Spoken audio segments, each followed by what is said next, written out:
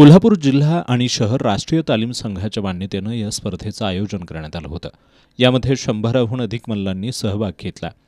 नृसिंह केसरी किताबासाठी 65 kilo वजनी गटात रोहित नवलव आणि दीपक पाटील यांच्यात अटीतटीची लढत झाली. यामध्ये दीपक पाटील यानं 4 गुण प्राप्त करून विजेतेपद पटकावलं. 45 किलो वजनी गटात प्रतीक पाटील, तोडकर आणि रोहन पाटील यांच्यात लढत झाली. प्रतीकनं 4 गुण मिळवत नृसिंह केसरीचा मान पटकावला. अन्य वजनी गटांमध्ये विजय पाटील, रोहित शेयकर, आर्यन कुदळे, आदित्य मगदूम, प्रथमेश वरुटे, पार्थ पाटील, प्रथमेश जाधव, विनायक रावण यांनी विजय संपादित केले. या स्पर्धेसाठी पंच म्हणून राजाराम चौगुले, प्राध्यापक सिकंदर कांबळे, प्रकाश पाटील, प्रवीण पाटील, सतीश पाटील यांनी काम पाहिलं.